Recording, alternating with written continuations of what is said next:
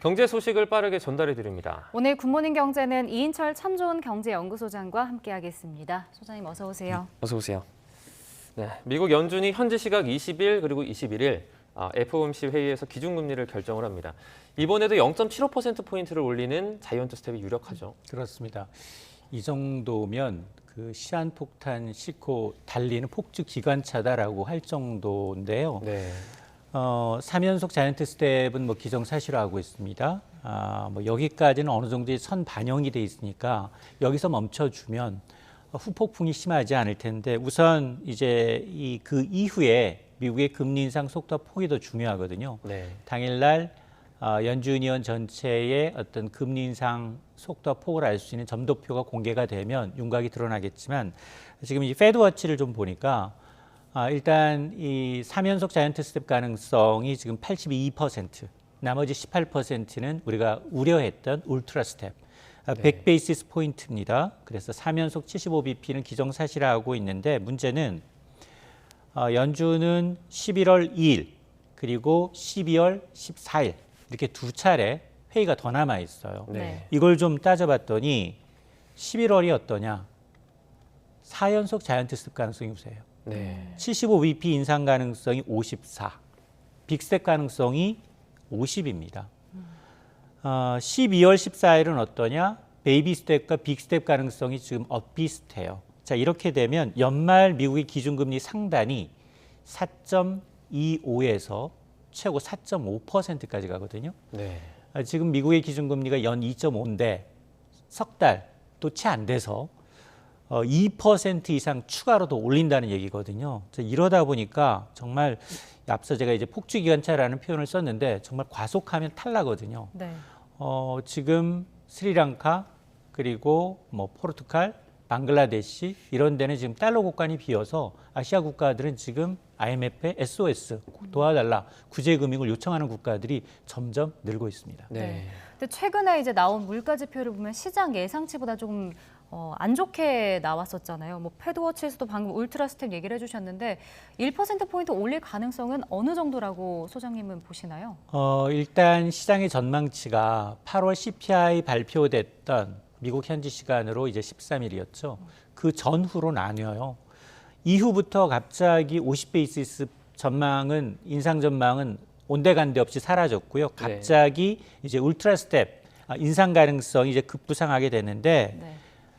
최고치에 달했을 때는 6대 4였어요. 그러니까 자이언트 스텝을 6, 이번 달 오히려 100베이시스 포인트 인상 가능성도 4로 반영을 했지만 지금 물론 81대 18로 약간 어느 정도 지금 100베이시스 포인트 인상 가능성은 줄어든 게 사실이지만 그러나 미국인들뿐 아니라 글로벌 투자자들이 지금 주목하고 있는 게 사실은 8월에 소비자 물가 지수는 8.3%로 둔화됐어요. 네. 8.5에서 떨어졌고 6월에 9.1보다는 현격하게 떨어진 건 맞지만 그러나 근원 물가 변동성이 큰 에너지와 식음료를 제외했을 경우에는 7월에 5.9보다도 더 높아졌어요. 6.3%로 한 달 전의 상승률을 비교하면 0.6으로 2배 이상 뛰었습니다.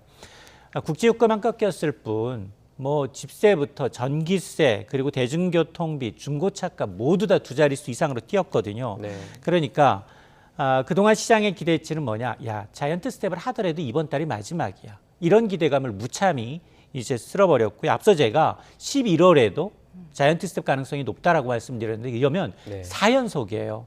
급브레이크를 2번 걸었는데도 불구하고 잡힌 건 국제유가 하나였고요. 나머지는 더 뛰었다는 얘기거든요. 네. 자, 그러다 보니까 이번에는 더 충격적인 용법으로 선제적으로 간다면 가능성은 적지만 말씀하셨던 것처럼 울트라 스텝 가능성도 배제할 수는 없는 상황입니다. 올해 여전히 FOMC 회의가 2번이 더 남아 있습니다. 다음 달에 나올 소비자 물가 지수와 고용 지표가 좀 큰 영향을 미치겠죠? 맞습니다. 이 주마가편이라고 해서 달리는 말에 채찍질을 가한다고 지금 앞으로 더 얼마나 빠른 속도로 기준금리를 올릴 것인가 뭐 변수들이 좀 있어요. 네. 물론 21일 이제 FOMC 회의 발표 이후에 담화문 발표 이후에 점도표가 공개가 되겠지만 실물 지표로서 연준이 주목하고 있는 데이터는 두 가지입니다. 9월의 CPI 다음 달 중순에 발표되죠. 네. 9월의 소비자 물가 지수와 그리고 이제 10월 고용 지표가 가장 중요한 변수인데 국제유가 하락으로 뭐 CPI가 잡히긴 했지만 가장 중요한 건 추세적인 변화를 알 수 있는 근원 물가지수 핵심 코어 이제 CPI를 좀 지켜볼 필요가 있고 또 하나 고용 지표는 사실 후행성이다라고 늘 말씀드려요. 그러다 보니까 9월 고용 동향에서도 실업률이 8.7%로 뭐 약간 오르긴 했지만 그래도 완전 고용 수준이거든요. 네. 그래서 아직 이 두 번이나 이제 급브레이크를 건 뒤에 단 6월부터 사실 자이언트 스텝을 시행했기 때문에 그에 따른 어떤 이 파급 효과가 고용 시장에 나타날 것인가, 3연속 자이언트 스텝을 하면 과연 고용 지표에 서서히 충격파가 나타날 것인가를 좀 체크해 봐야 되는데 더 중요한 건 그러면 연말 제가 4.5% 상단입니다라고 얘기했는데 내년에는 금리가 가만히 있을 것인가? 네. 내년 초 전망을 봤더니 내년 1월 31일 그리고 2월 1일에 첫 FOMC 회의가 있어요. 네. 이때 어떨까요? 이때도 자이언트 스텝 가능성이 우세합니다. 네. 그러니까 75bp 인상 가능성이 40%, 빅스텝 가능성이 38.9%예요. 이렇게 되면 내년 초 미국의 기준금리는 5에서 5.25%까지 뜁니다. 네. 야, 지금 뭐 연말에 4% 초중반도 상장이 소크 수준이거든요. 근데 내년 첫 회의서부터 5%까지 기준금리를 인상한다. 이게 기축통화국가로서 뭐 세계 최대 채권국 맞죠. 근데 4연속 자이언트 스텝도 부족해서 내년 초까지 5% 수준으로 금리를 올리게 되면 그야말로 달러의 블랙홀이 될 수 있어요. 네. 더 빠른 속도로 신흥시장에서 이제 달러가 급속도로 이제 미국으로 회귀할 수 있거든요. 자, 이렇게 되면 핵폭탄 수준입니다. 인정사정 안 보고 미국이 자국의 물가를 잡는데 인플레이션을 수출하고 있다라는 오명을 지우기가 힘든데 네. 미국도 문제예요. 골드만삭스는 지금 내년 미국의 전망치 경제를 어떻게 보고 있느냐? 올해는 제로예요. 네. 올해 전망치는 미국은 제로다. 성장이 없다는 거, 성장이 멈췄다라는 거고 내년에는 최근 고강도 긴축을 감안하게 되면 내년 미국의 경제 성장률은 당초 전망했던 1.5가 아니라 네. 1.1% 선까지 떨어질 수 있다. 그러면 전 세계 경제 엔진 두 축, 미국과 중국 그리고 유로존은 미국보다 더 경기 침체 가능성이 더 높죠. 네. 다 죽는다는 얘기입니다. 아니 그 내년 초까지 그러니까 이렇게 높은 수준으로 금리를 올리는 이유는 뭡니까? 이것도 물가입니까? 맞습니다. 물가에다 플러스 네. 11월 중간 선거예요. 지금 제가 늘 아침에 와서 말씀드리는 게 뭐 점도표, 그 다음에 달러 인덱스, 네. 여기다 국제 유가, 뭐 세계 시황 얘기하는데 빼놓지 않고 해야 되는 게 뭐냐? 바이든이 과연 또 오늘은 무슨 이 원고에다 사무영어를 할까? 이게 반도체 칩일까, 배터리일까, 바이오일까 매번 달라져요. 네. 그리고 트럼프 행정부 시절은 한누만 세게 공격을 해. 중국만 타겟으로 해. 안 되면 말아. 근데 바이든 행정부는 이게 의회를 통과시켜놓고 말도 안 되는 법안을 통과시켜놓고 따라야 된다라는 이 규칙을 하고 있기 때문에 정말 이게 정말 기축통화국가로서 행할 수 있는 이 수준의 어떤 행태인가 그 이면을 들여다보면 중간 선거가 가장 크게 자리 잡고 있다라고 봅니다. 네. 근데 우리도 지금 금융통합위원회가 올해 2번이 남았잖아요. 일단 이창용 한국은행 총재는 뭐 0.25%포인트 점진적으로 인상하겠다라고 이미 말을 해놓은 상태인데 이대로 갈까요? 아니면 미국 금리 맞춰서 빅스텝을 갈 수도 있을까요? 지난주 한 주 동안 원달러 환율이 50원 가까이 올랐어요. 네. 와, 그러다 보니까 사실은 이제 뭐 도시락 폭탄 얘기도 했잖아요. 점심시간 외환 거래가 좀 한산한 시기를 타서 가능한 극대화 효과를 좀 극대화 보자라고 얘기했는데 7억 달러 이상 풀었다라고 이제 추측만 하고 있는데 다음 날 금요일 날도 또 불안했어요. 그러니까 네. 또 시장 개입에 나서고 있는데 지금 뭐 외환 당국이 환율 개입하고 달러 풀어서 간신히 지금 막고 있어요. 이러다 보니까 외환 당국이 쓸 수 있는 카드는 상당히 제한적이에요. 자, 그러면 하느니 고민, 딜레마가 시작이 되고 있습니다. 자, 기존에 예고했던 대로 베이비 스텝 점진적으로 가면 연말 기준금리는 3%예요. 우리나라는. 네. 미국은 아까 앞서서 4% 중반, 네. 내년 초는 5% 간다라고 얘기했잖아요.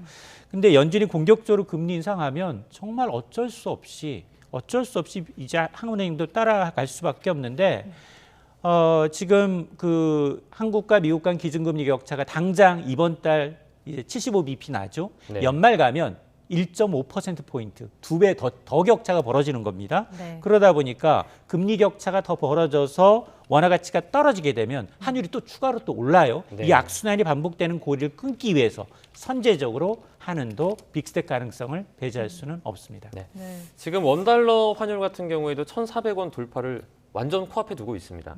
외환시장에서는 이 1,400원을 심리적인 저항선으로 보고 있는 것 같은데 이유가 있습니까?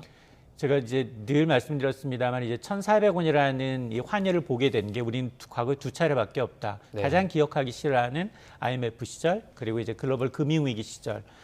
뭐 IMF 시절은 뭐 어쩔 수 없는 이제 동남아시아의 어떤 위기였기 때문에 있지만 지금 사정은 사실 그때와는 좀 다르긴 하죠. 네. 그래서 이제 그 어느 정도 이제 외환 위기가 재현될 가능성은 좀 낮아 보인다 하더라도 그럼에도 불구하고 이제 1,400원이라는 이제 트라우마 때문에 이게 만일 1,400원이 깨지면 우리나라 역사상 세 번째라는 이제 오명을 또 쓰게 되거든요. 네. 그리고 다른 아시아 통화국에 비해서 원화 가치가 너무 빠른 속도로 절하되고 있기 때문에 이런 것들이 우려되다 보니까 지금 외환 당국이 1,400원 선을 이제 지지하기 위해서 여러 가지 방안을 좀 이제 지금 하고 있는 상황인데 네. 그럼에도 불구하고 이제 1,400원 선 돌파는 타이밍의 문제일 뿐 별 이제 의미는 좀 없어 보입니다. 그러면 우리가 지금 할 수 있는 것들이 뭐냐? 사실은 대외적으로는 다른 기축통화 국가들이 좀 강세를 나타내줘야 되거든요. 일본의 엔화 가치. 그런데 일본의 엔화 가치는 24년 만에 최저. 유로존은 미국의 경기 침체보다 2배 이상 더 높고 영국 파운드는 37년 만에 최저예요. 네. 중국은 지금 경기 부양에서 금리 오히려 더 내리고 있습니다. 이러다 보니까 위안화는 우리 동조화 현상이 더 심해지면서 약세예요. 그러니까 기댈 언덕이 별로 없고. 그러면 우리가 지금까지 잘했던 거, 우리 자력으로 달러 벌어들이면 되잖아, 수출 잘해서.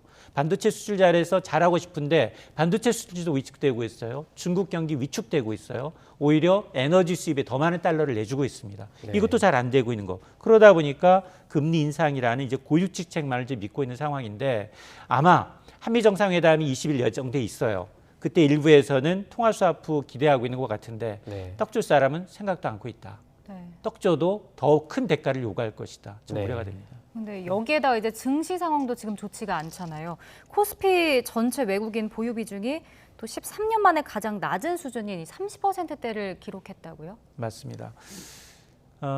지금 외국인들이 사실은 7월과 8월 2달 동안 좀 샀어요. 네. 야, 그래도 미국이 물가가 피크와 정점을 지났으면 다시 그래도 유망한 시장을 찾아보면 한국이 가장 빠르게 급반등하며 성장할 국가라는 건 누구나 인정을 하고 있어요. 네. 그럼에도 불구하고 9월 들어서 하루 지혜하고 모두 또 매도세를 일관하고 있습니다. 네. 그러다 보니 외국인 투자 비중, 유가증권 시장에서의 비중이 연초 34%를 넘었는데 지금 30% 초반까지 지금 떨어져 있는 상황이거든요.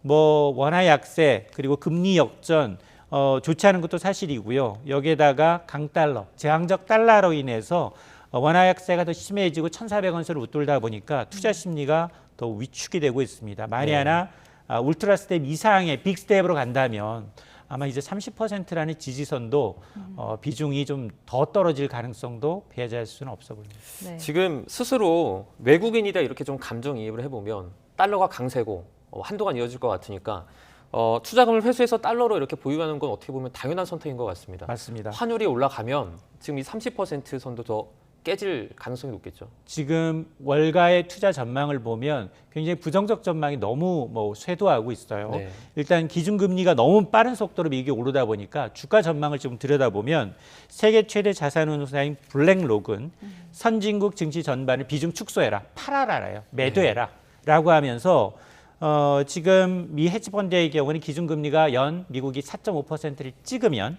미국의 주가가 곧 지금 현재 상태에서 20% 추가 하락을 예상하고 있습니다. 네. 그러면서 모건 스테이니가 심각한 침체가 발생한다면 S&P 500 지수 기준 3,000선까지 떨어질 수 있다. 지난 주말 종가가 S&P 500 지수가 3,870이에요. 그러니까 20% 넘게 추가 하락 가능성이 있다라는 건데요. 자, 이렇게 되면 미 증시가 그야말로 폭탄 수준이거든요. 이렇게 되면 전 세계 증시가 이제 살아남을 방법이 거의 없어 보입니다. 단기적으로는 관망하시면서 좀 주식 시장에서 좀 한 발짝 뒤로 물러서 있는 것도 좋은 이제 어떤 투자 비법이 아닐까 생각이 듭니다. 네, 알겠습니다. 오늘 굿모닝 경제는 여기까지 듣겠습니다. 이인철 소장과 함께했습니다. 고맙습니다. 고맙습니다.